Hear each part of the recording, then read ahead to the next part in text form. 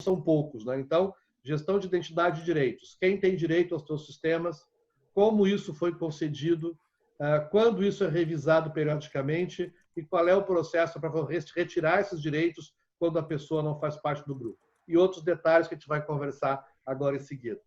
Passo a bola para os meus amigos agora. Boa, Mauro. Primeiramente, aí, boa tarde para todo mundo. Eu queria agradecer a todo mundo que está participando desse webinar e a gente espera, eu, o Mauro, o Marcos, a gente espera que de alguma maneira a gente possa agregar aí conhecimento para vocês e que, bom, a gente possa, como o Mauro falou, fazer esse bate-bola aí sobre gestão de identidade e de acesso. E aí, já entrando nesse gancho, né, que a Alessandra estava falando, eu queria trazer aqui uma reflexão, né, sobre a identidade. O que é que significa a identidade, né? O que é que representa a identidade? Então, desde antigamente, quando a gente não tinha os sistemas computacionais, a gente tinha necessidade de verificar verificar a identidade, a identidade dos usuários, né? Mas antes de verificar a identidade dos usuários, as formas de você ter acesso a dados e informações era, por exemplo, através de uma chave, através de um código, né? Que é o código, um cadeado de código é um primórdio da abordagem de usuário e senha, né? E isso evoluiu com os sistemas computacionais e é uma abordagem que é utilizada desde sempre, né? Então, você tem ali o paradigma, usuário e senha, e ali você precisa, o cerne da questão, que eu acho, é a verificação daquela identidade. Então, se o usuário é quem ele está dizendo que ele é. Então, essa é toda a parte da gestão da identidade. E aí, durante todo o nosso percurso, houveram uma série de criação de novos mecanismos para também verificar a identidade do usuário. E é um pouco do que a gente vai falar aqui, tá bom? Mas, basicamente, a introdução que eu queria falar é exatamente sobre isso. A identidade, a troca do paradigma de identidade, né? Que antes você tem uma chave ou você tem um documento que prova a sua identidade e dali você vai ter acesso aos recursos. E aí agora, com nuvem, com todo o paradigma também Zero Trust, né? Que não existe mais o perímetro de segurança, essa identidade ela tem que ser constantemente verificada. E a identidade, e logicamente o acesso também que aquele usuário vai ter. Vai ter um acesso privilegiado, que tipo de modificação ele vai ser capaz de fazer no ambiente. Mas aí eu acho que o Marcos também tem algo a acrescentar em relação a isso, Marcos? Boa tarde a todos. Eu acho que tanto o ponto que o Mauro trouxe com relação à gestão de acesso, identidade, que as empresas já têm uma solução, mal ou bem elas fazem de alguma maneira. Quanto à questão da identidade que trouxe o Davi, que é um ponto central. Você não consegue falar de segurança se você não partir do pilar base ou do ponto central, que é a gestão da identidade. Então, ter um bom mecanismo de identidade com o mecanismo de gestão de acesso, controle de acesso, seja para usuários normais ou usuários privilegiados, é fundamental para que você consiga evoluir na maturidade do teu processo de governança, de controle e proteger a empresa. No fim do dia, o que a gente quer é entregar um nível de segurança maior para as empresas, um controle maior sobre quais informações têm acesso aberto, quais têm acessos fechados e, principalmente agora na era de proteção da privacidade, todos esses dados estão sujeitos a serem roubados, a serem expostos ao público. Então, esse pilar, identidade, gestão de acesso, são pontos fundamentais para a gente poder garantir a segurança da empresa e a proteção dos dados dos nossos clientes, das informações críticas que nós temos. E dentro disso, a gente ainda tem que lidar com um momento de muita transformação, aonde a gente começa a ver o crescimento das equipes de DevOps, as tendências de transformação tecnológicas. A gente sai de um mundo de legado de poucos usuários administradores que tinham acesso à infraestrutura quase que exclusivo, com muitos privilégios, para ter agora uma porção de pequenos robôs e APIs espalhados dentro da infraestrutura, com milhares de máquinas escalando, voltando. Isso faz com que o ambiente a superfície de ataque, a complexidade de proteger os acessos e garantir as identidades fique ainda maior. Então, nesse sentido, acho que a gente tem um ponto muito interessante de inflexão agora, que é a mudança da superfície de ataque, da composição tecnológica das empresas. Esse papo aqui vai ajudar a gente a navegar por isso, ver como é que a gente pode melhorar o nosso nível de segurança, de eficiência na gestão da privacidade e proteção dos dados que a gente tem. Então, vai ser ótimo. Legal. Eu queria saber de vocês também qual é a importância da senha e a necessidade da gestão de... desculpa. Eu gostaria de saber de vocês qual é as outras formas de autenticação além das senhas. Além da primeira senha, né? Isso. Bom, a senha está morta, viva a senha. Eu escuto em eventos internacionais por consultores e profissionais lá, sumidades do mercado, matando a senha há pelo menos 20 anos. E ela continua aí. Eu traço um paralelo para quem é mais técnico, como eu, tem origem técnica, lá com o sistema Unix e protocolo TCP/IP. Eu trabalho com protocolo, eu dava aula de protocolo TCP/IP em 1998. Eu acho que deve ter gente aprendendo TCP/IP hoje em dia, porque a internet continua toda baseada nele. Então, a senha tem um pouco isso. E aí vou tentar separar um pouquinho, depois eu vou pedir para o pessoal da senha segura complementar, MT4 senha segura complementar, porque eles são tipicamente os especialistas no acesso privilegiado, que a gente vai falar um pouquinho depois. Mas o mecanismo de senha é aquilo que o Davi colocou no início. Como provar que eu sou eu? Ou seja, autenticação. Né? Você autentica alguém usando algo que ele sabe, que é a velha senha, algo que ele é, biometria, íris, dedo, algo que ele possui, um token, que pode ser aqueles antigos tokens que a gente tinha do banco, né? Ou o token moderno multiuso, que é o celular. Tá? Isso são os conceitos. Na prática, como é que você vai implantar isso na tua organização para garantir que você durma tranquilo e isso não gere prejuízos para a empresa? Então, em alguns casos, você vai trabalhar com username e senha, sim, não vai escapar muito disso. Você deve, na nossa opinião, procurar evoluir, pelo menos para aqueles acessos mais críticos, implantando um duplo fator, que é você ter a tua senha padrão, a senha normal, e mais alguma coisa, que aí pode ser a biometria ou um token. Tá?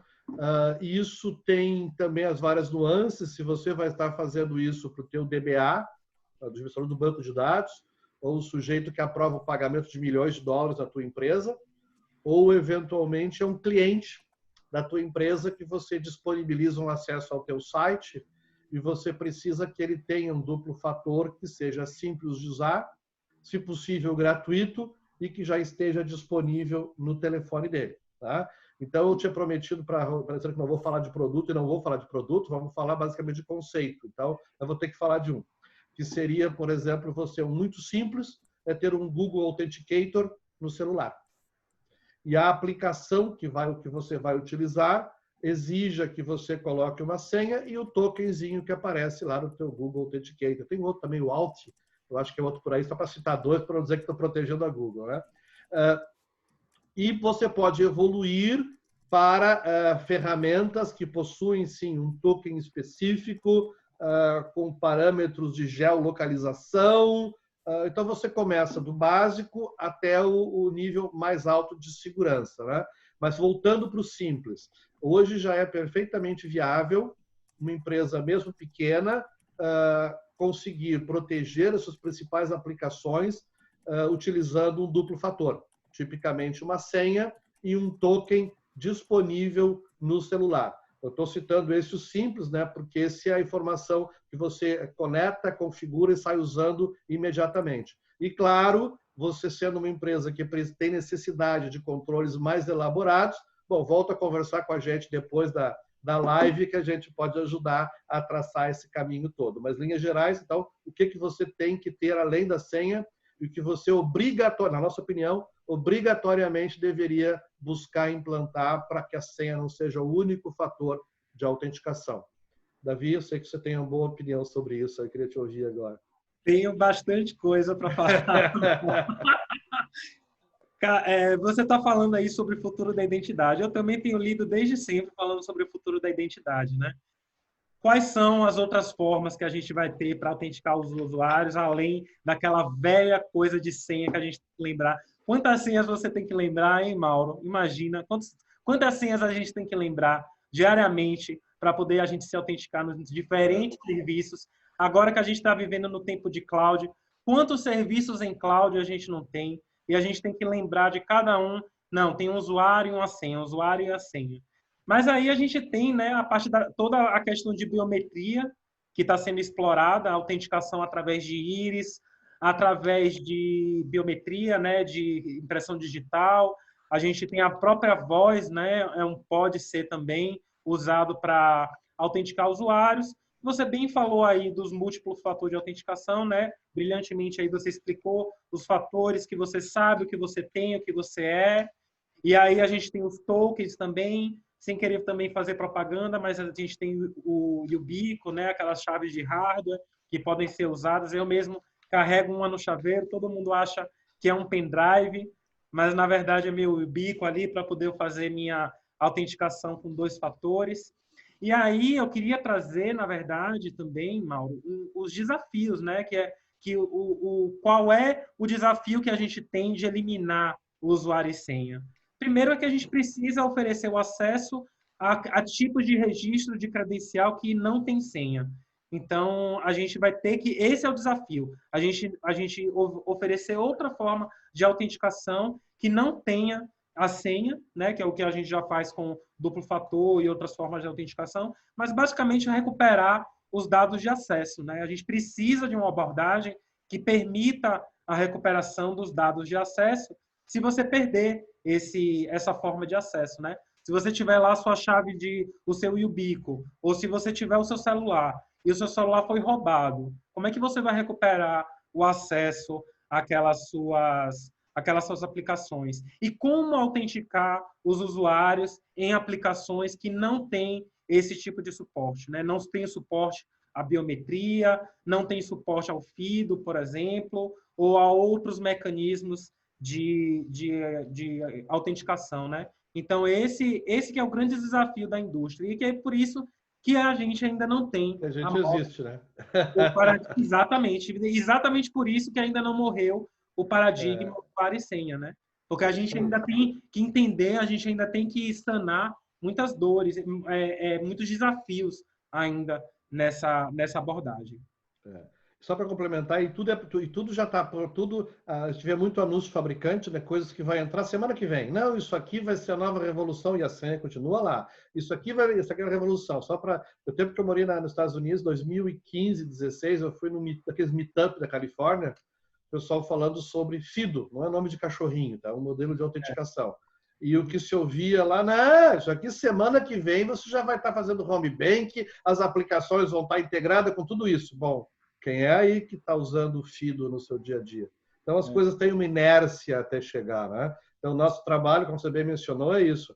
Ajudar as pessoas que identificar o que é o objetivo, mas ir acompanhando no passo a passo, para elas não entrem nesse processo e muito inseguras, né? Já consigam ter alguma segurança no passo a passo. Alice? Agora eu pergunto para vocês, o que podemos considerar como credenciais privilegiadas? Eu vou falar um pouquinho disso, que essa eu tenho um especialista na mesa, então eu não vou me meter de pato a ganso aqui, tá? Mas então eu vou falar da nossa parte, que é a gestão de identidade. Uma coisa que a gente responde, tanto para a auditoria quanto para o pessoal interno, olha, eu respondo para você quem tem acesso aos sistemas, né, aos perfis de dados, quem autorizou isso, eu consigo te mostrar processos de revisão periódica, fiz toda essa parte compliance que a gente vai falar um pouquinho adiante.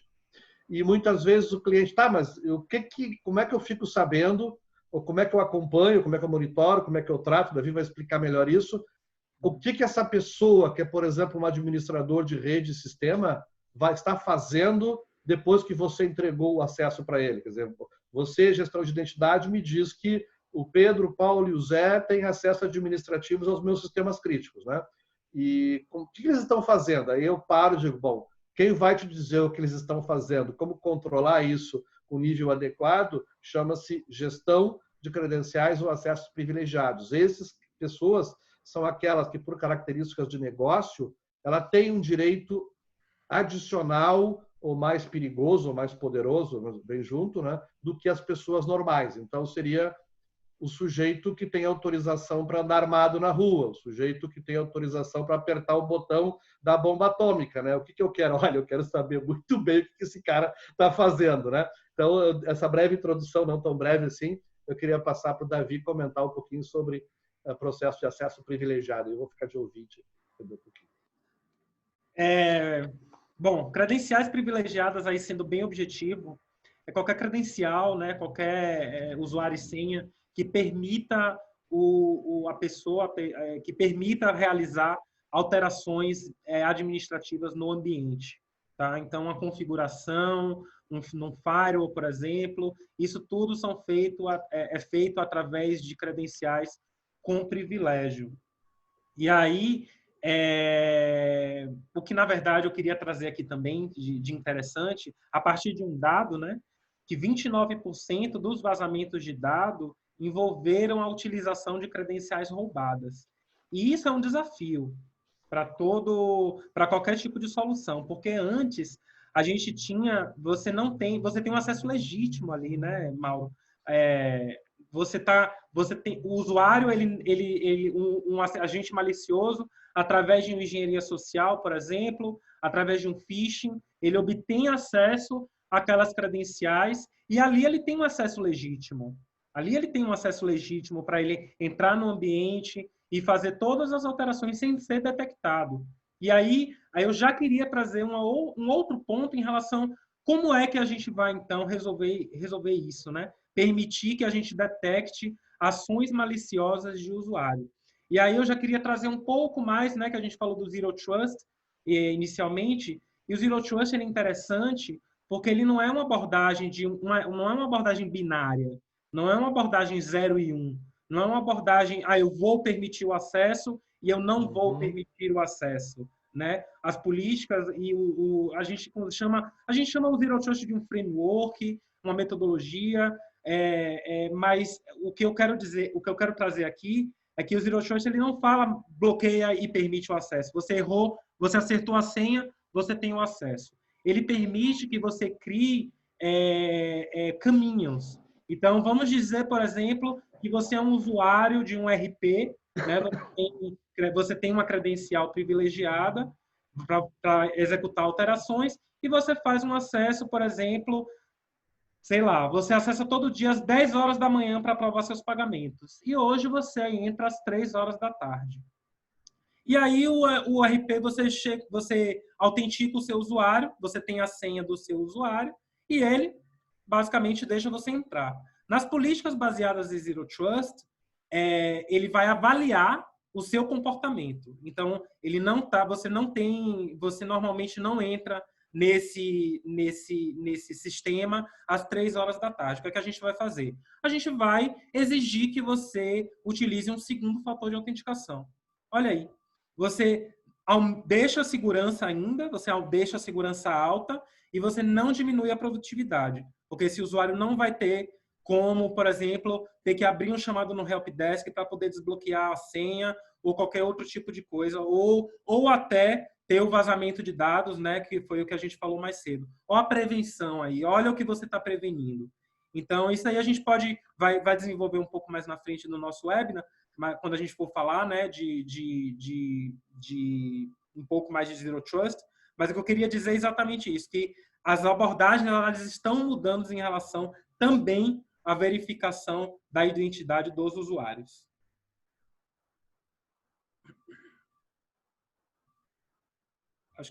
Acho que seu mudo. Bom, e seguindo, o que podemos falar sobre credenciais pessoais de máquina e IoT?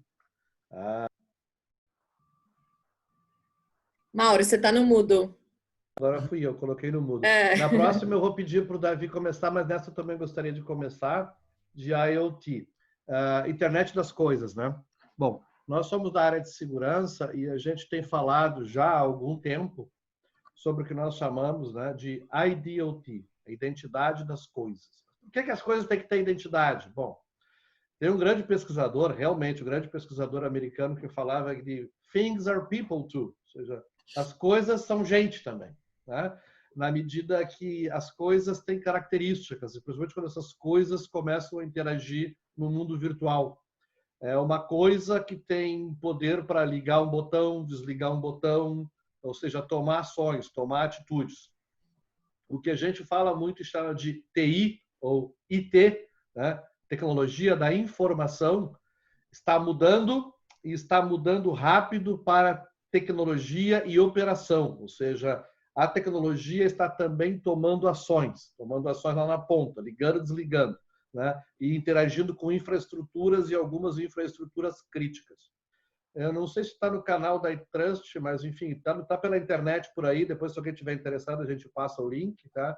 É um vídeo em que eu estou falando sobre isso no evento do Gartner de Orlando de 2016, tá? Então, em 2016, o Gartner nos convidou, na época, eu estava trabalhando justamente com alguns dos analistas deles sobre essa pesquisa específica de internet das coisas, e a gente deu uma palestrinha sobre IDOT, a internet das coisas. E de bate-pronto aqui, alguns exemplos que eu dava na conversa se algum de brincadeirinha for lá e mandar desligar o controlezinho da turbina do avião que eu estou voando. Não é uma piada engraçada, né? Então, desligar minha torradeira quando eu chegar em casa, ou colocar meu ar-condicionado na temperatura diferente, é uma piada. Desligar o motor ou desligar o freio do carro não é uma piada. Ou desligar, mexer nos semáforos, os sinaleiros. No Brasil você tem semáforo, sinaleira, né? Cada lugar do Brasil você tem um nome. Aquele equipamento que tem a luzinha vermelha, amarela e verde, que tem que quando o carro para, quando ela fica vermelha, né? Então, mexer nisso, que são coisas, pode causar um transtorno enorme. Então, as coisas devem receber direitos, devem ter seus direitos controlados e devem ter a execução desses seus direitos observados e monitorados, né? Porque elas farão cada vez mais parte da nossa vida. E agora minha bola de cristal de futurólogo anda meio borrada, mas a previsão de obra pronta, né, é de que a tendência de que o nosso mundo virtual exija cada vez mais que as coisas façam coisas, né? Coisas façam atividades, né? Coisas ficam horríveis, coisas façam coisas, mas executem atividades. A gente vai ver um avanço muito grande da robótica e da automação em geral. E tudo isso, gente, no meio tem um equipamento que vai executar atividades. Quais atividades ele está autorizado por você, ser humano, por nós, ser humano, que ele faça aquilo, e qual ser humano vai ser responsabilizado pela decisão da ordem ou da autorização que foi dada para aquele equipamento. Então, tem implicações éticas e até jurídicas nesse processo que está avançando, tá bom? Mas o ponto importante as coisas vieram para ficar, elas vão se tornar mais inteligentes, essa inteligência vai gerar uma interação maior entre elas e vai sobrar para nós, seres humanos, definirmos qual é o perfil de comportamento daquela coisa e como ela vai interagir com as outras, ou seja, gestão de direitos, acessos e identidades. Tá? Então, depois, se alguém estiver interessado, passa o link, a gente procura o vídeo aí, que é o vídeo do YouTube, está no YouTube, em algum lugar, para que vocês possam assistir a palestra. É uma palestrinha curta de 30 minutos. Isso aí, Davi? Já aí, para só uma curiosidade, Mauro, eu estava até lendo sobre direito digital, né, que é uma coisa que vai vir muito. Você falou disso à tona, a primeira coisa que veio na minha cabeça foi o carro autônomo do Uber, né? Quem é que vai responsabilizar o carro autônomo pelas ações que vão ser executadas? Certas coisas que são tecnológicas não vai suportar o primeiro incidente que vai virar uma tramóia jurídica enorme. Então, tem a tecnologia e tem a vida real. É verdade. E aí a gente está vendo, como o Mauro mesmo disse, né? A gente tem visto uma explosão da automação, né? A gente está vendo aí o RPA vindo aí, rasgando para poder automatizar e as tarefas recorrentes, né? Tarefas mais maduras que são executadas com frequência. E aí a gente tem uma multiplicação da internet das coisas. Então a gente tem o IoT industrial, como o Mauro falou, né? A união da tecnologia operacional com a tecnologia da informação. Então, hoje, a TI ela está dentro do chão de fábrica, então ela está ali participando também da integração com máquinas, o IoT industrial também, as smart homes, né? As cafeteiras inteligentes, geladeiras inteligentes, tudo isso aí está conectado. A parte de infraestrutura crítica não precisa nem falar. Hospitais, toda a parte de energia, né? Grid de energia, que agora precisa ser protegido. O NIST mesmo está aí com muita coisa, lançando muita coisa para proteção de infraestrutura crítica. Isso tudo, todas essas iniciativas que eu falei aqui, ela envolve credenciais de máquina, né? Credenciais que ali são usadas para poder você executar scripts, você executar automações. E só para a gente ter uma ideia, o Gartner estima que agora, esse ano, nós tenhamos 20 bilhões de dispositivos conectados. E aí, como é que você vai proteger muitos desses dispositivos? Eles precisam executar ações privilegiadas. E muitos deles, assim, a gente ainda está aprendendo, né? Então, a gente está vendo aí brinquedo com senha padrão, com permissão para fazer alguns tipos de coisas. A gente tem hackers que estão explorando essas vulnerabilidades, né, para poder perpetuar ataques. Então, você consegue... Outro dia, eu estava conversando com um amigo e ele falando assim, conecta nessa rede Wi-Fi aí que é pública, né? E as pessoas ainda não têm noção de que elas podem ser comprometidas pelo simples fato de acessar um Wi-Fi. E aí, bom, aí vai entrar na parte de consciência cibernética, que aí eu acho que já é uma outra seara. Mas o que eu quero falar em relação à identidade de máquinas é isso. A gente tem uma explosão do número de máquinas conectadas, né, à internet, e aí as possibilidades e o que esse tipo de máquina pode executar e como pode ser explorada por atacantes maliciosos para executar ataques, isso daí é infinito, né? As possibilidades aí são infinitas. Bom, espero que a minha torradeira não tente me matar, né? Vamos lá. Desculpa, Alessandra. Não, que isso. Bom, agora que a gente já falou de credenciais pessoais, de máquina, o IoT ou IoT, o que podemos falar para melhorar a experiência do usuário com automação e DevOps? Davi, pedi para postar o início, depois eu... por favor. Boa. Bom, a transformação digital está aí, né? É inegável.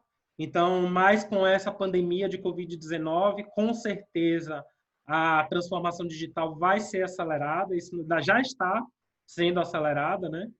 E só complementando também outra coisa, a questão aqui, e aí não sei se vocês concordam, mas a questão não é quando um ataque cibernético vai ocorrer, né? Não é se um ataque cibernético vai ocorrer, mas quando ele vai ocorrer, né? Então os times de segurança, eles já tomam essa premissa como verdadeira, que o ataque cibernético ele vai ocorrer. Agora a gente precisa estar só preparado para poder mitigar os danos desses ataques, né? Mas aí falando especificamente sobre a parte de DevOps, a transformação digital, ela traz uma integração entre as aplicações. Então, aí a gente tem aí uma tendência, né, que a gente tem visto já desde alguns anos atrás, da utilização de APIs. Então, a gente precisa ser capaz de proteger APIs de vazamento de dados. Então, não adianta também a gente ter só concepção no nosso desenvolvimento de aplicações, mas também na nossa integração com terceiros. E aí tem toda a parte que o Marcos falou na introdução, né, dos microserviços. Então, hoje, inclusive, isso também vale para credenciais privilegiadas. A gente não tem mais privilégios absolutos, a gente tem os privilégios pulverizados. Então, a gente tem muitas credenciais com poucos privilégios, ao invés de poucas credenciais com muitos privilégios. E aí, tem toda a parte do ambiente de cloud, né?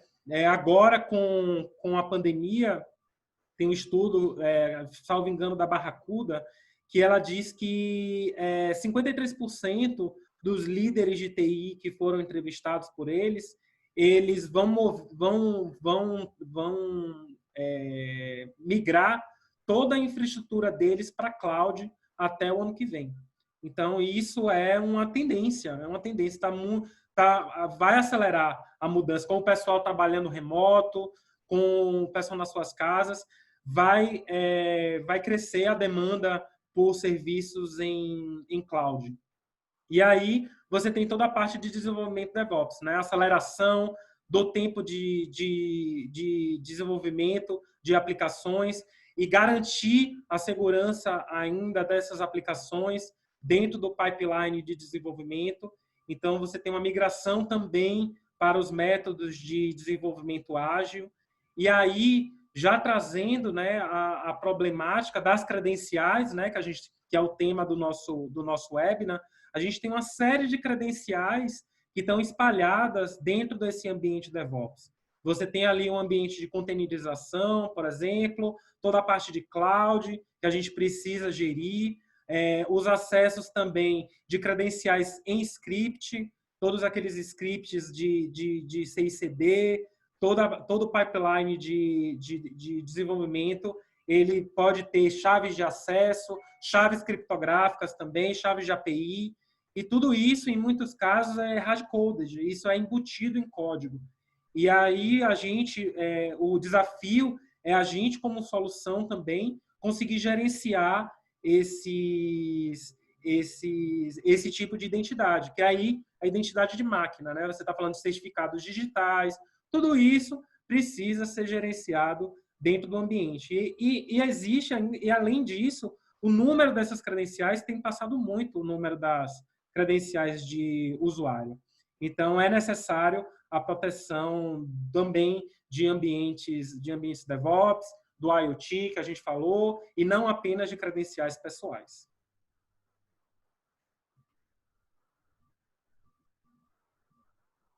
Fazer só 2 complementos rápidos ao que o Davi falou, que está com muita propriedade. Então, se eu começar, não vou comentar, porque está muito bem colocado. Eu vou dar só um exemplo e uma recomendação de quem está há muito tempo nessa brincadeira. Tá? O primeiro exemplo é que entrar em transformação digital, onde você comprou ou vendeu esse peixe de empoderamento das pessoas, de montar a oferta personalizada para o teu cliente, de preparar a rapidez no atendimento e ainda ofertar interfaces amigáveis. Você prometer tudo isso. E na tua infraestrutura, na parte de dentro, você não tem gestão de identidade, acesso e acesso privilegiado automatizado. O exemplo é mais ou menos como você colocar um motor de Fusca e uma Ferrari e tentar disputar o campeonato de Fórmula 1. O carro até vai andar, mas você não espere ficar entre os 15 melhores colocados. Então, você vai estar colocando esforço, dinheiro e a tua imagem da empresa em um caso perdido. Ou seja, a transformação digital exige, transformação digital.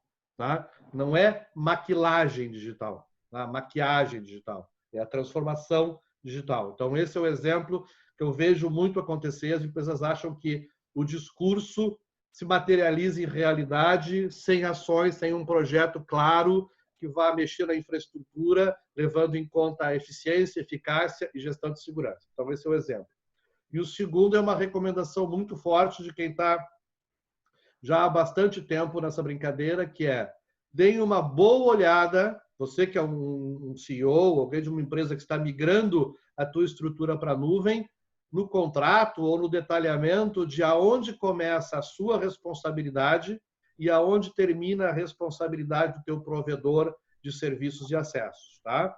Eu já, como eu disse, no tempo que eu morei em São Paulo, já vi que eu morei com várias bibocas do mundo, mas no tempo que eu morei em São Paulo, eu era auditor. Então, eu auditei boa parte de data centers que tem por aí, e no Rio também alguma coisa, e normalmente eles chegam até uma certa camada, ou seja, olha, até esse nível aqui, eu te garanto. Normalmente eles garantem disponibilidade, redundância, proteção contra inundação, contra incêndio, contra terremoto, tá? Mas quando chega na parte, quem tem que controlar o acesso, quem tem que controlar a viabilidade de integrar as aplicações, sejam DevOps ou outras, quem vai controlar a autenticação e autorização, na grande maioria, essa parte está de responsabilidade do cliente. Então, mesmo que eles te ofereçam a ferramenta, não quer dizer nem por um segundo que eles estão assumindo a responsabilidade. Então, aí, de novo, ainda bem que a gente existe, né? Então, a gente pode acompanhar vocês nesse processo de transformação digital, que é identificar qual é as ferramentas certas e qual é os controles que você tem que implantar e que fique muito claro qual é a tua responsabilidade com o processo como um todo, porque você está tratando com a sobrevivência da empresa. Tá? Um acidente grave que leve à perda de dados críticos da tua empresa, isso já tem caso, tá? A gente não tem tempo para mostrar aqui, mas tem caso registrado de empresa que fechou e não abriu mais. Tá? Eu não quero citar data center, mas onde um hacker invadiu e destruiu ou criptografou as informações da empresa no data center. E aí já era. Tá? Puxa o backup. Pois é, o backup ficava na outra torre do mesmo data center. Mas quem é que controla isso? Cadê o contrato? Olha, o contrato diz que você é responsável por isso. Tá? Então, cuidado com a Ferrari com motor de Fusca e veja muito bem quais são as responsabilidades, principalmente no que trata de controle de acesso, autenticação, autorização e acompanhamento das atividades. Alessandra, eu vou pedir só rapidinho, só para complementar o que o Mauro falou, que foi super interessante, eu até anotei algumas coisas aqui. Mauro, concordo com você em gênero, número e grau. As pessoas, as organizações hoje, elas querem, muitas delas pensam que os seus provedores em cloud são os responsáveis totais pela segurança dos dados que estão confiados a eles. E não é, e isso a gente precisa tirar esse paradigma. A responsabilidade é uma responsabilidade compartilhada. Então, eu, como dono do dado, eu também tenho responsabilidade de implementar os mecanismos de controle necessários para a proteção do ambiente em cloud. Porque é exatamente isso que é explorado por atacantes maliciosos, para poder obter esses dados. 99%, isso é um dado que existe, 99% dos ataques realizados em cloud, o que causou foi de responsabilidade do cliente e não do provedor em cloud. E aí, só para finalizar... Desculpa.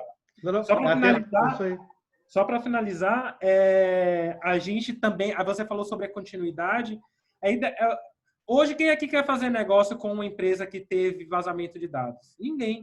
As pessoas hoje estão levando isso em consideração na hora de contratar produtos e serviços. E aí você falou de continuidade no negócio, a gente não pode esquecer também das pequenas e médias empresas, que são muito vítimas de ataques cibernéticos. E agora as empresas de segurança estão começando, e nós também estamos vislumbrando esse mercado de pequenas e médias empresas, que são também... Boa parte dos ataques cibernéticos hoje estão direcionados a pequenas e médias empresas. Pelo fato das empresas grandes estarem mais robustas em relação à segurança, né? Elas já investiram, têm maturidade, as pequenas e médias ainda não. E a relação, né? Eu não vou ficar citando chavão aqui, mas eu não vou resistir a citar um chavão aqui, né? Justiça é com Deus, tá? O que a gente segue é o contrato como está escrito, jogo do bicho, vale o que está escrito. Então é muito comum nessa relação que você falou, você é uma empresa média, e vai ter uma relação com uma grande empresa, que é o teu provedor de data center, estrutura todas. Você coloca toda a tua estrutura lá e você acredita que ele está tomando todos os cuidados. A sua crença é uma coisa e o que está escrito no contrato é outra. Tá? E, infelizmente, a desgraça é órfã. Né? Aí aconteceu um acidente grave, vira caça-bruxa. Quem foi? Por que a gente não viu isso antes? Porque, bom, aí volta... a nossa recomendação, né? Dar uma boa olhada no quais são as responsabilidades de parte a parte para não cair nessa de que eu achei isso não é justo. Pode ouvir essa resposta, né? Eu já vi gente dando essa resposta. Justiça é com Deus. Nós cumprimos contratos. É isso aí. E só finalizando com essa frase aqui, ó. A questão não é se a nuvem é segura, e sim como a minha organização utiliza ela. Ok, muito bom. Bom, em tempos atuais de home office, onde uma grande parcela dos trabalhadores mundiais estão trabalhando de casa, e talvez isso continue após esse período. Talvez muitas empresas transformem o seu trabalho em home office, um home office contínuo. O que a gente pode fazer naquele momento que a gente para na frente do computador e pensa, esqueci minha senha, e agora? Como podemos auxiliar os colaboradores de maneira agilizada a contribuir para a diminuição dos chamados da área de helpdesk, que hoje essa área perde muito tempo com coisas simples como um reset de senha. Então, como é que a gente pode ajudar?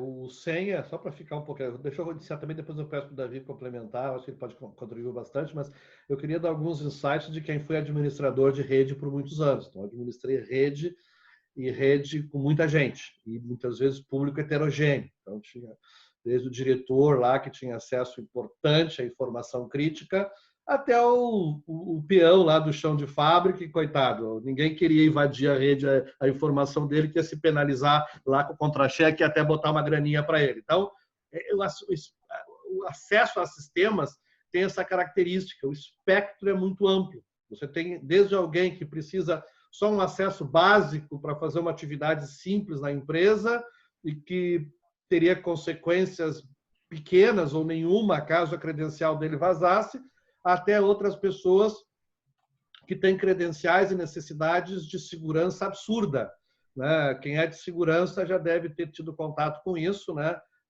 Chama Duress System, é uma situação onde, por exemplo, alguém com arma na cabeça é sugerido a fazer o acesso no sistema de pagamento, que seja, por exemplo. Né? Só, não quero ficar citando muito caso, mas casos em que eu passei, né? Não arma na cabeça, mas montar um processo desse tipo. O que essa pessoa faz?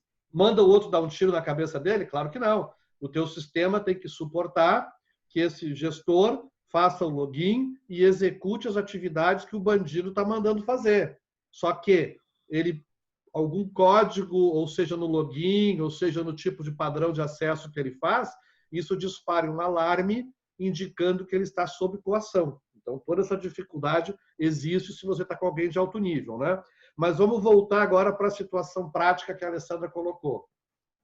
Sou um profissional, nível médio, tal, não sou nem aquele super diretor que vale a pena vir um motoboy vir o carro para trazer a credencial nova para mim, e estou na frente do computador sem senha.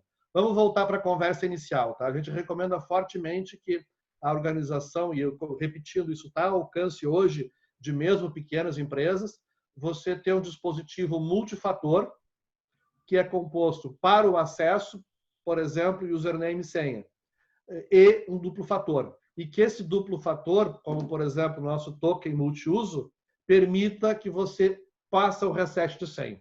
Então, uma autenticação bastante básica e que dá um bom nível de segurança seria a pessoa esqueceu a senha, vai em algum portal, esse portal solicita um token que é enviado para o seu celular, de novo aquela aplicação que eu já mencionei, Authenticator, Authify, algumas situações podem usar o WhatsApp, enfim.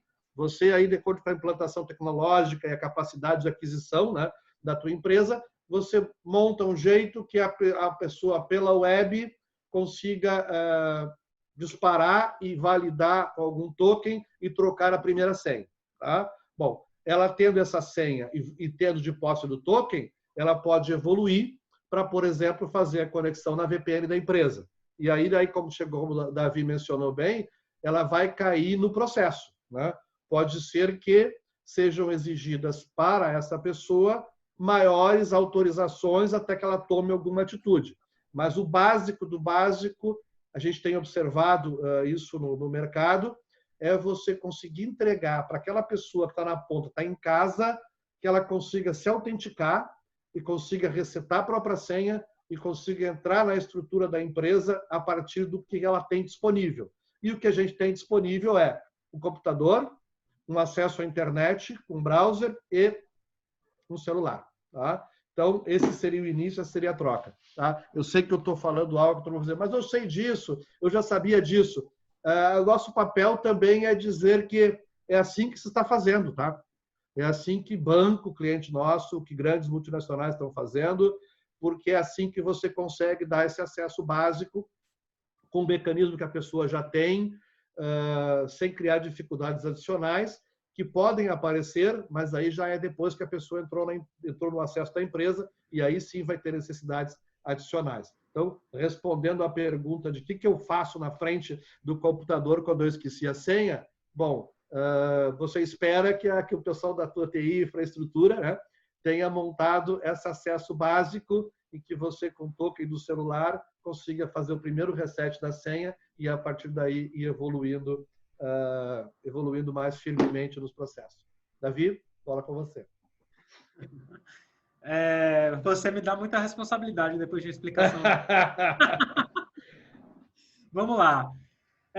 Primeiramente, eu queria trazer aqui uma reflexão, né? Quantos chamados na sua organização são de reset de senha? Quantos usuários por dia você precisa simplesmente reinicializar a senha deles? Quanto será de ganho operacional que você ganha, que você tem, né? Se você eliminar esses chamados de reset de senha. Então, aqui do nosso lado, o que a gente vai oferecer aí para vocês é a possibilidade de você ter um único meio de você acessar os seus dispositivos. Então, o que a gente oferece aqui do nosso lado é a possibilidade de você fazer um single sign-on em um dispositivo.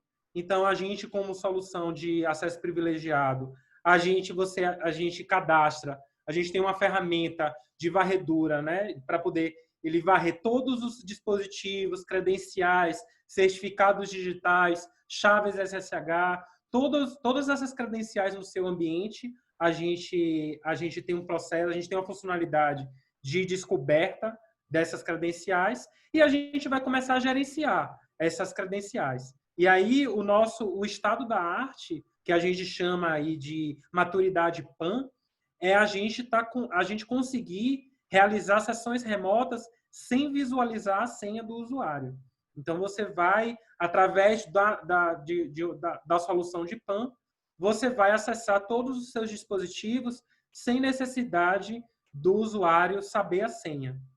Então, isso é uma evolução de maturidade, porque você não precisa mais saber a senha, você só precisa saber a senha para você autenticar na ferramenta, né? Mas dali você tem o acesso. E lógico que ali você tem a implementação de todos os controles, de múltiplo fator de autenticação. Então, você pode configurar a ferramenta tanto na autenticação quanto na execução de uma sessão remota. Você pode configurar duplo fator de autenticação. Então, o usuário sempre vai ser convidado a digitar esses códigos de autenticação antes de executar as ações na solução de PAN.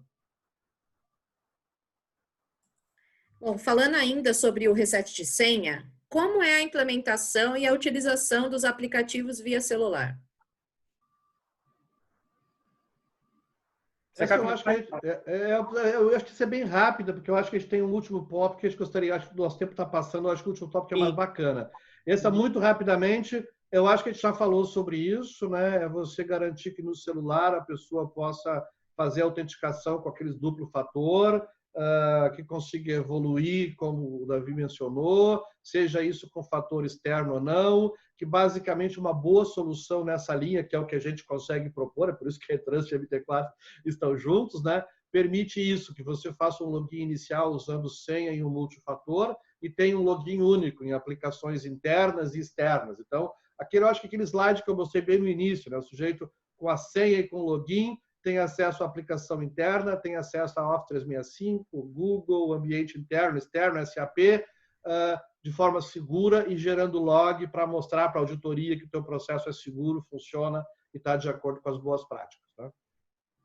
É isso mesmo. A gente tem visto a explosão de endpoints, né? Então, a proteção aí de endpoints vai ser... Bom, só a minha observação em relação a isso é essa, que a proteção de endpoints ainda vai ter uma demanda ainda maior no nosso mercado. Ok, então seguindo, dentro de acessos privilegiados e gestão de identidade, como se aplica o compliance e a legislação de proteção de dados? Vamos lá. Bom, começar por outro chavão. Hoje eu estou cheio de chavão. Mas é que dizem que, como é que o diabo é mais sabido por ser velho do que por ser diabo, né? Então, o velho diabo aqui tem algumas histórias para contar.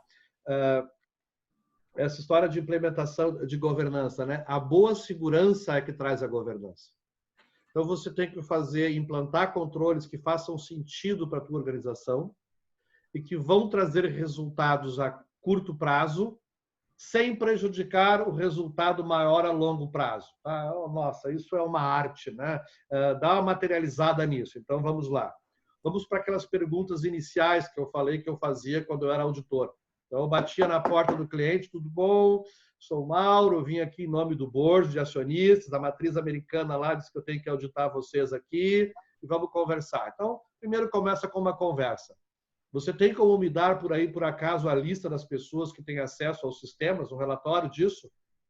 Eu quero um relatório agora. Infelizmente, eu não quero que você vá para trás do biombo e depois me devolva uma planilha pingando tinta. Um relatório onde eu veja as pessoas e seus direitos, quem aprovou esses direitos nos sistemas. Né? Elas materializaram-se ali. Então, quem aprovou? Me mostre aí algumas evidências de que esses direitos são revisados periodicamente, porque se você me der 10 minutos, eu te conto 11 histórias a respeito de pessoas que trocaram de cargo na empresa, foram acumulando cargo até que um dia fizeram uma fraude e prejuízo de alguns milhões e, como o Davi mencionou, fraude, imagem corroída. E ninguém mais quer fazer negócio com você. Então, você não só tem a perda imediata, como ainda tem uma perda recorrente. Quer dizer, o horror não é... ele é horroroso e é um horror sem fim ainda. Então, como é que você garante que as pessoas têm direito, foram aprovados? Quando é que você revisa isso? Quando uma pessoa sai do grupo, como é que você me mostra, por evidências, os pontos de controle, que essa pessoa foi devidamente bloqueada e, em algum momento, revogado os seus direitos naquele ponto? Tá?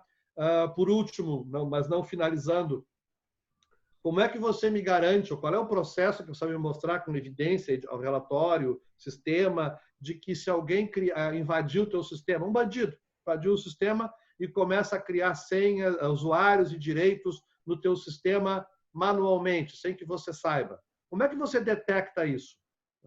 Embora a gente tenha um grande número de ataques que são, como o Davi mencionou, 29%, eu acho até que é maior do que isso, acho que é o único ponto de discordância que eu tive com o Davi, eu acho que é maior. O pessoal da Verizon tinha os números também, botando outra coisa, chegava perto de 80%, que sempre tinha alguma coisa de senha credencial que foi roubada. Esse é o chamado mau uso do acesso legítimo, né? E aquele mau uso, que você tem história daqui até a China enchendo buraco, do sujeito que roubou a senha do administrador, a credencial, e criou usuários não autorizados. Como é que você fica sabendo disso? Tá? Então, controles básicos de quem criou o direito, quando foi revisado, quando é que isso foi aprovado, como é que você garante que eles não são indevidos, ou seja, alguém criou manualmente lá.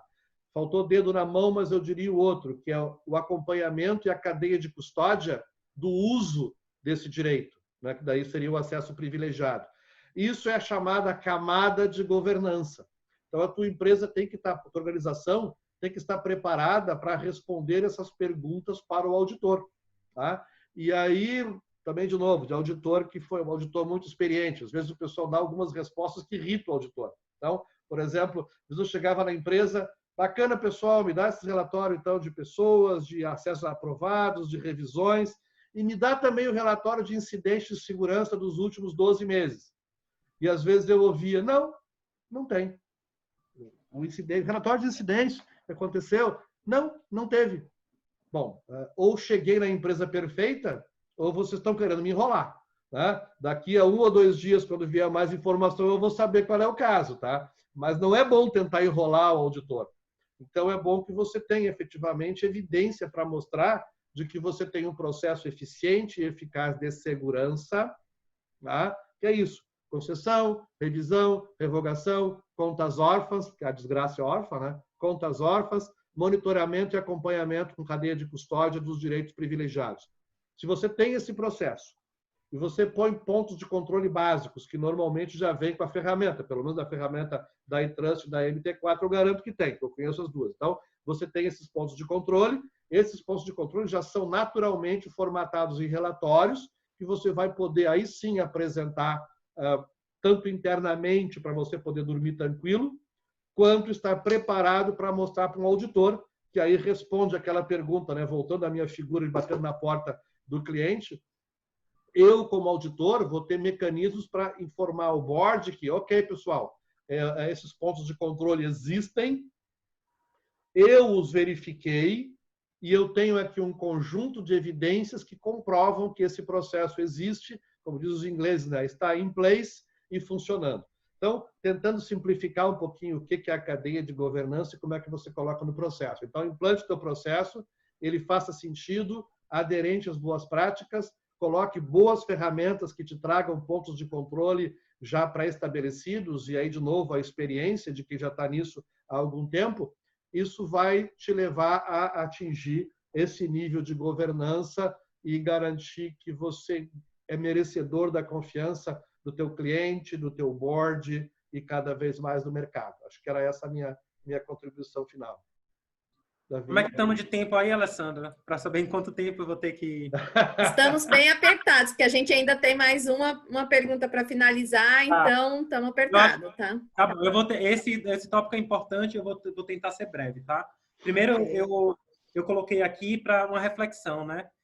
Que a gente está mudando agora em relação, né? Você falou de legislações de proteção de dados. O paradigma adotado por essas legislações, ela muda, ela tem esse shift e muda o dono do dado para o usuário, né? Não é mais a empresa que detém o dado, que é o dono do dado. O usuário, ele tem total liberdade de chegar, eu não quero que você trate os meus dados. Quais são os dados que você tem sob o seu poder? Eu quero que você destrua esses dados. Se você, logicamente, tiver um interesse legítimo, né, para poder você solicitar a exclusão dos dados, eles precisam ser excluídos. E você precisa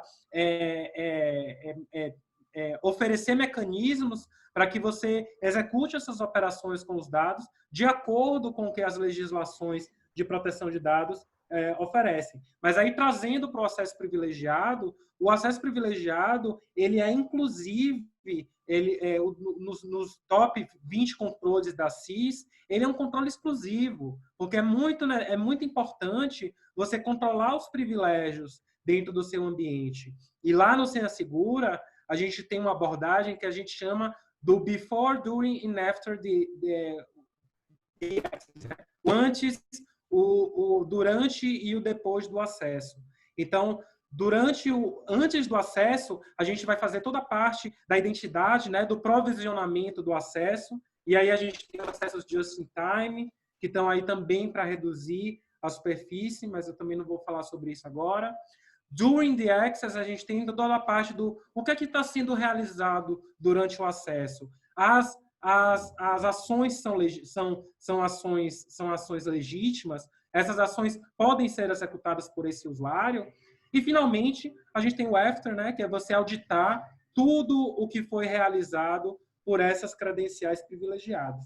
E aí, só trazendo, a gente está falando não só conformidade com o GDPR, tá, gente? GDPR e LGPD. A gente está falando conformidade com PCI, a gente está falando conformidade com IPA, quem está lidando agora com dados de paciente. A gente está falando sobre SOX, que é o que o Mauro estava falando mais cedo, né? De a gente ter toda aquela cadeia do procure to pay. Então, você ter a segregação dos acessos ali. O cara que cria uma requisição de compra não pode aprovar a ordem de compra e assim sucessivamente. É você trazer toda a granularidade, toda a segregação de acesso para que você garanta conformidade não apenas com o GDPR, não apenas com a LGPD, que a gente está aí na hype, né, falando disso, mas não é só isso não, gente. A gente tem SOX, a gente tem legislações específicas de indústria, o PCI, o IPA.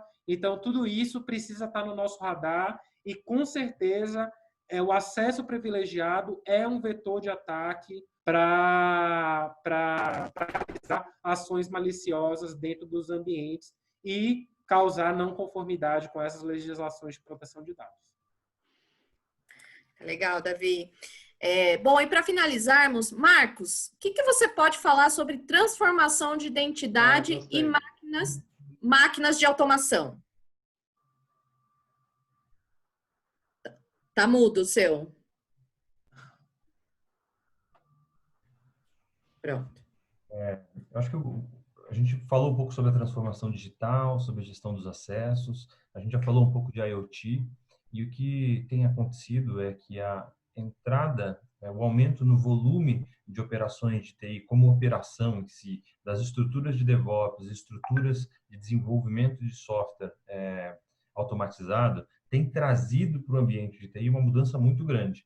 Então, a gente deixou de ter apenas usuários privilegiados ou usuários com privilégios para ter máquinas API, sistemas, servidores com acessos. E isso traz uma dinâmica de acesso muito diferente do ambiente do legado. Então, o que a gente deve ver pela frente é uma explosão no número de máquinas com identidade, uma explosão de máquinas com privilégios, máquinas inteligentes que aprendem e mudam o seu comportamento ao longo do tempo. E isso vai trazer uma complexidade muito grande no que chama de gestão de identidade de máquina e também na gestão do acesso e do comportamento das máquinas, que passa a ser dinâmico com a inteligência artificial. Então, para frente, a gente vê uma mudança de gestão de identidade e acesso ao legado, poucas pessoas com muitos privilégios no ambiente restrito de servidores para muitas máquinas com poucos privilégios num universo enorme de servidores. Isso é um novo cenário, é um ambiente que a gente vai ter que aprender a lidar e traz tanto para a gestão de identidade e acesso um novo paradigma, quanto também para a gestão de acesso privilegiado. Então, eu vejo um grande desafio, uma grande mudança, e é onde a gente tem aprendido todos os dias com os nossos clientes a implementar a segurança, elevar o nível de segurança, sem perder a agilidade que os negócios estão pedindo em tempos de muita velocidade, de muita mudança e muita inovação. Lembrando que o Gartner, ele elegeu o acesso privilegiado como top 10 projeto de segurança por 2 anos seguidos, tá? Ok. Bom, queria agradecer pela apresentação, Mauro, Marcos, Davi, muito obrigado. E agora nós vamos iniciar as fases das perguntas enviadas pelo chat. Então, se alguém tem mais alguma pergunta para fazer, pode ser feita pelo chat, tá? Vou ler as que já chegaram aqui. Do Gildo. Davi, qual é o princípio de funcionamento daquilo que você falou lá no começo? Aqui ele colocou como bico. Eu acho que foi eu que falei no início, depois o Davi complementa. É FIDO. FIDO, isso. FIDO é um conceito de autenticação em que você, para autenticar, a autenticação está, por exemplo, em um token que você conecta no seu computador ou de alguma forma interage, e você faz algum gesto para garantir que efetivamente você autoriza aquela autenticação. Tá? Então, o gesto pode ser uma digital, pode ser uma ação qualquer. Essa é a linha geral, o que é o FIDO, é o modelo de autenticação. Lembrando que o FIDO 2 foi lançado há pouco tempo também, né? Já. Ok. O Gildo também perguntou, mas acredito que vocês já tenham respondido, mas acho que vale colocar a pergunta aqui, explique por que as organizações devem permitir que os gerentes, proprietários de dados e sistemas gerem requisitos de política relacionados ao gerenciamento de acesso, política de gerenciamento de acesso e identidade. Eu sou naquela linha o seguinte, eu acho que está no Código Civil brasileiro, né? Não existe crime sem lei anterior que a prescreva. Então, a política de segurança, ela diz, você não pode fazer isso, você escreve um procedimento de como vai proceder, eventualmente complementa com uma ferramenta, e isso é que vai dar maturidade para o teu processo. Né? Então, sem a política, você não tem a lei, e a lei, não tendo lei, qualquer coisa é válida, qualquer cumprimento é válido. Isso até em situações jurídicas. Eu tive a oportunidade, muitos anos atrás, também em outra vida, participar de peritagem, onde fomos para a frente da corte e tal, e uma das empresas que eu me lembro disse, isso aí esse incidente de segurança, qualquer um deveria saber que não pode ser assim. O juiz, evidentemente, disse com outras palavras mais educadas, dizendo, eu não sou burro, você está me chamando de burro, eu não sabia que deveria fazer.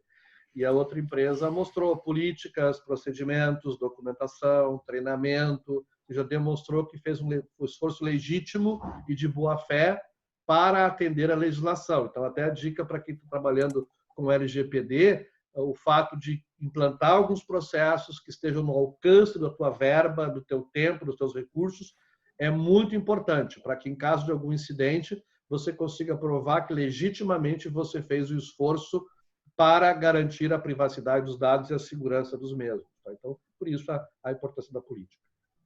Lembrando que as legislações de proteção de dados, elas não punem exclusivamente o vazamento, né? Eles punem a omissão.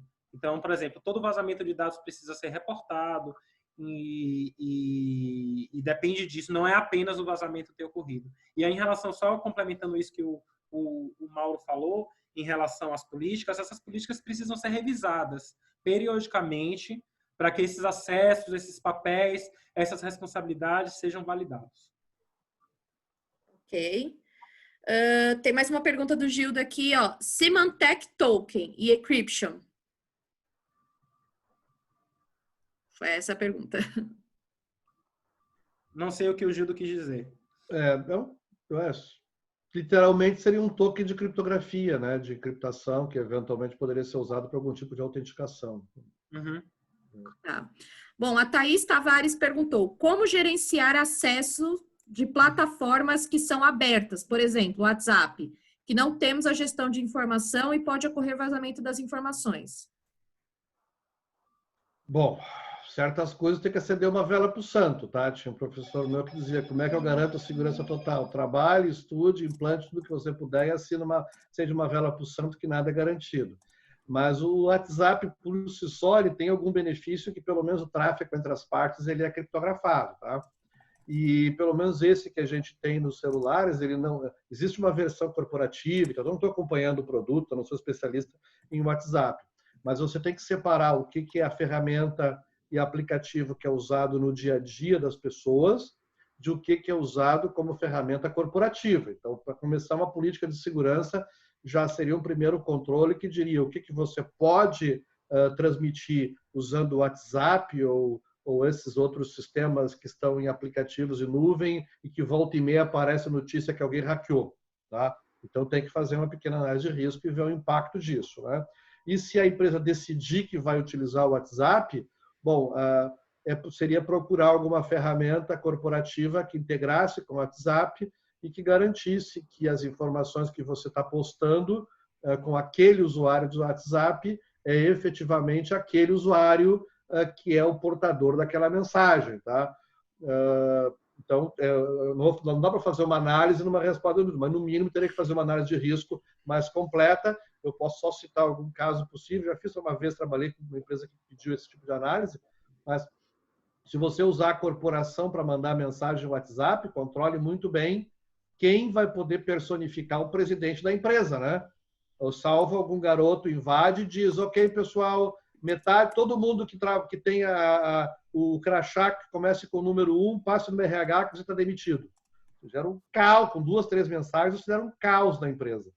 Então, como toda ferramenta de comunicação corporativa, é preciso muito cuidado, né, no tratamento dela e quais informações você vai transmitir, quem vai transmitir e como é que as pessoas que estão na outra ponta, lembra do desenho de que a internet você não sabe quem é um cachorro? Como é que a pessoa na outra ponta vai validar a identidade do emissor daquela mensagem? Né?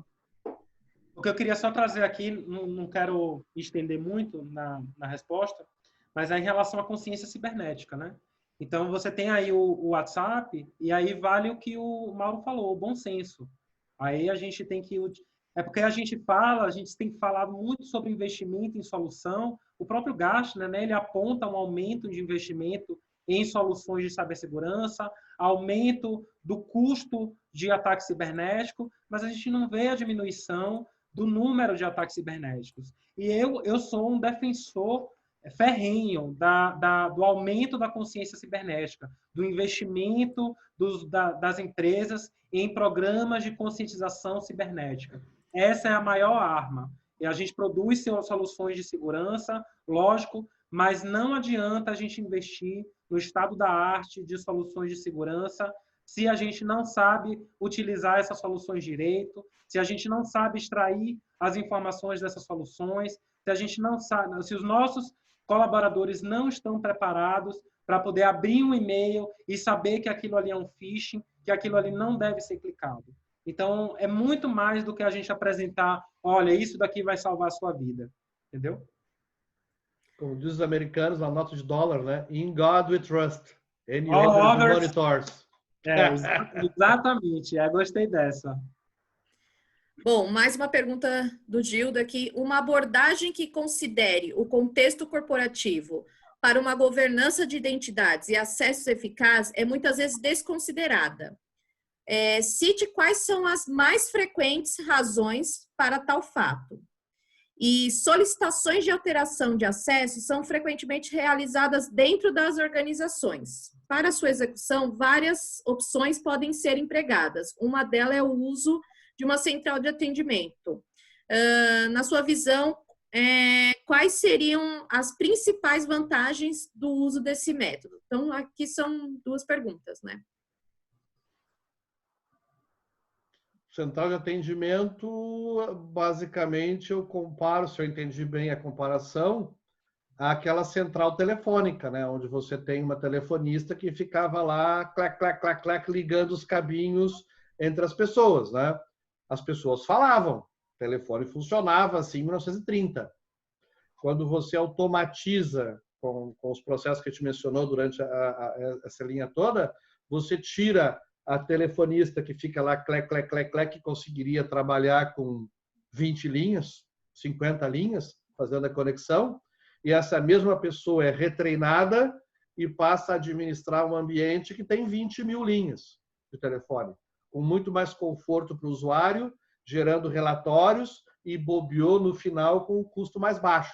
Então, basicamente, o migrar de uma central de atendimento manual para um atendimento automatizado, onde você define os processos e isso ande, eu vejo dessa forma. A gente tem um cliente que é banco, eu não vou citar porque, mas ele é um domínio público, está em algum outro lugar nossos depoimentos, que ele mencionou que só o reset de senha automatizado liberou em torno de 1.000 chamados mensais. 1.000 chamados mensais. Você contratar um valor básico de alguns dólares por cada atividade, no final do ano ele economizou uma fortuna. Então, o atendimento automatizado, sim, gera moeda sonante cantante no final da linha de baixo. Tá? Então, esse seria do processo do automação. Eu acho que a primeira pergunta foi por que falha? Por que as pessoas não levam em consideração? Olha, às vezes, vou ser bem direto, né? Aquela história, algumas empresas vão se preparar, outras não. Algumas empresas vão sobreviver, outras não. Algumas vão sobreviver melhor e outras não. Eu sou velho e eu acompanhei o bug do ano 2000. No bug do ano 2000, algumas empresas se prepararam, fizeram a revisão nos seus programas e às vezes não tinha nada o que fazer, tá? Mas elas fizeram uma revisão e isso custou barato e foi rápido. 2 anos antes.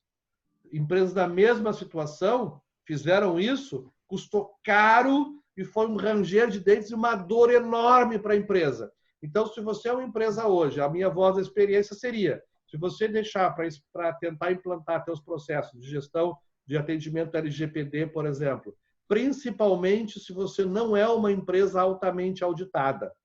O que é uma empresa altamente auditada? Tá, você é uma financeira ou uma multinacional que tem lá a auditoria da matriz do teu cangote, você provavelmente já tem Sarbanes-Oxley, PCI, ISO 27001. Sem querer dourar a pílula, o teu processo de implantar uma LGPD vai ser bem mais tranquilo do que uma empresa média, por exemplo, que não tem esses controles, nunca foi auditada, nunca veio um gringo com uma planilha desse tamanho, querendo checar, pedindo relatório. Então, tudo vai ser muito novo. Então, se você não começar agora, um dos problemas que leva à falha é essa. Quando eu precisar, eu chamo. Para alguns vai funcionar o quando eu precisar, eu chamo, e para outros não vai dar tempo. Essa é a realidade da vida.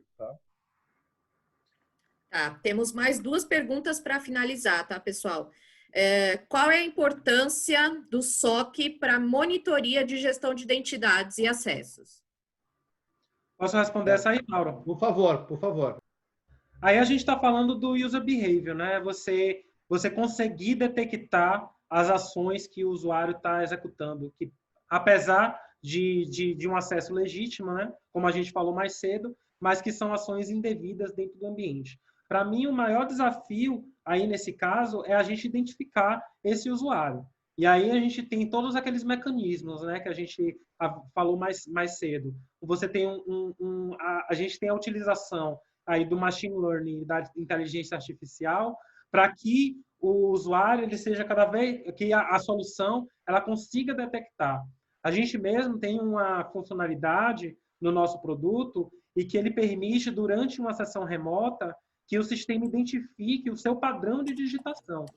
Então, o Senha Segura, a solução de PAN, ela é capaz de detectar se aquele usuário ele se comporta como o usuário que é o detentor da credencial. Então, essa é a melhor maneira, é você ter os dashboards, você ter alertas, você ter relatórios, integração com ferramentas CIEM também, para poder ele enviar qualquer tipo de alerta de não conformidade o mais rápido possível. A gente estava falando aí de legislação de proteção de dados, elas exigem que o incidente de segurança seja reportado em até 72 horas.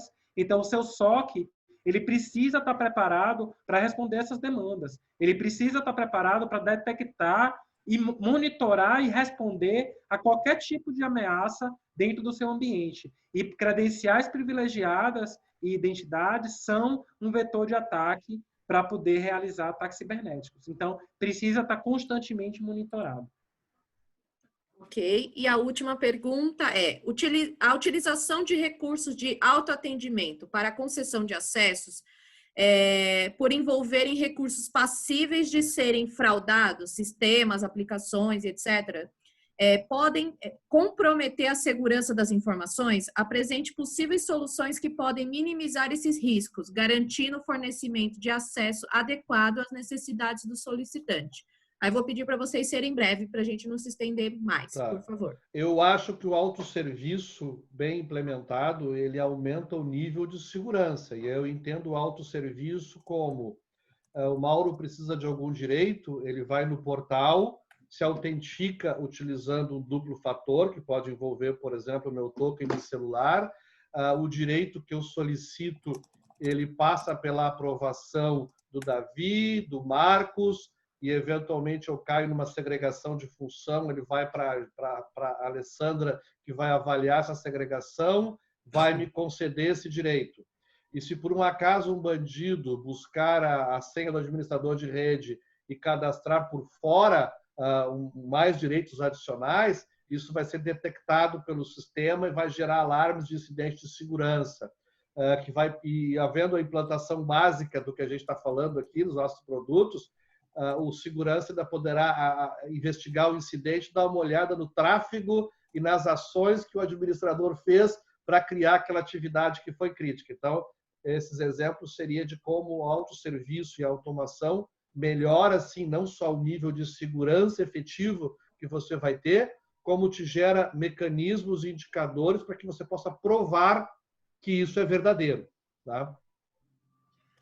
Em relação à parte do autoatendimento, só finalizando, Alessandra, a gente tem, como o Mauro falou mesmo, os workflows de acesso. Então, isso é um bom mecanismo aí de você evitar que o acesso seja concedido diretamente.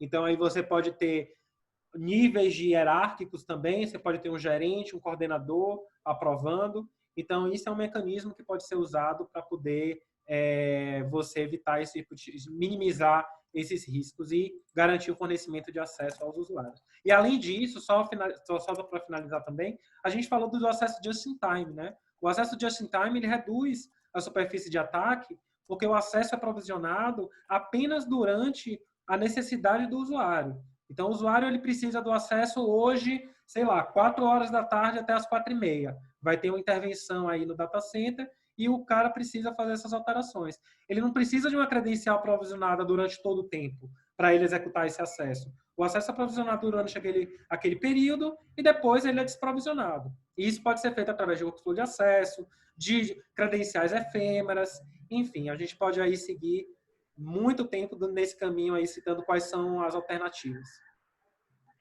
Ok. Bom, então finalizamos as perguntas. Vou deixar agora 2 minutinhos para você, Mauro, 2 minutinhos para você, Davi, para falar sobre a Trust, para falar sobre a senha segura. E, por favor, informe o e-mail de vocês para contato, porque já pediram aqui também. Eu vou te pedir depois para passar o nosso e-mail para a turma que pedir para o chat, né? Bom, eu vou ser bem breve. A Trust é uma empresa brasileira. temos alguns anos a estrada, como já mencionei, a gente foi fundado em 99. A gente é especialista em gestão de segurança, mais especificamente em auxiliar os nossos clientes na parte de autenticação e autorização.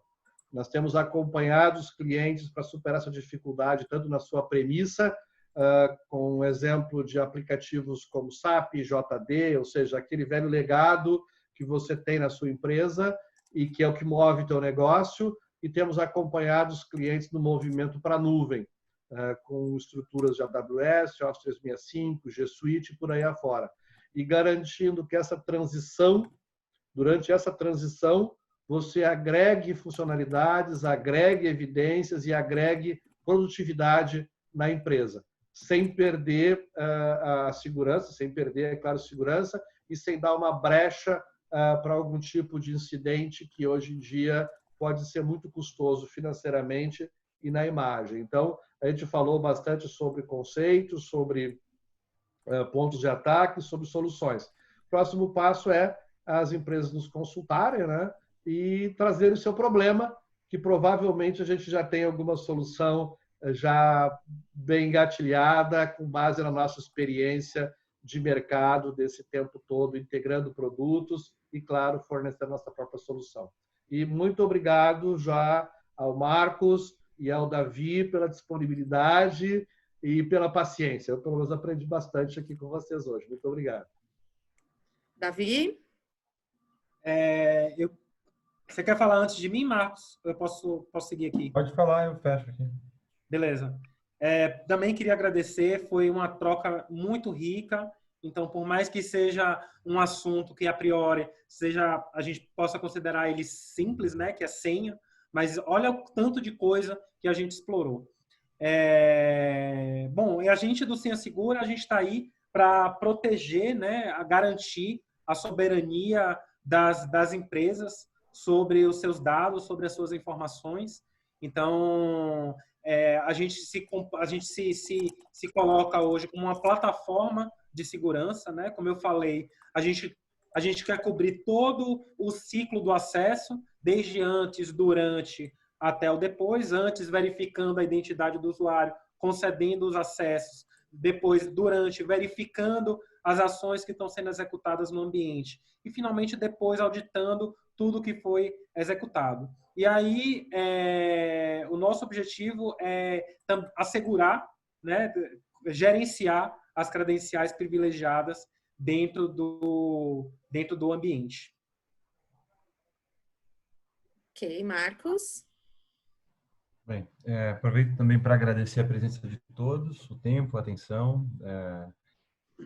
Agradecer o Mauro, a Trust, o Davi por todas as informações, muita experiência que tem aqui na mesa, né? Muito experiência, conhecimento sobre acesso, segurança, porque é o nosso dia a dia, pelo motivo pelo qual nós trabalhamos todo dia para ajudar as empresas a se proteger, a se organizar nesse campo da segurança, que é a governança, gestão de acesso e segurança.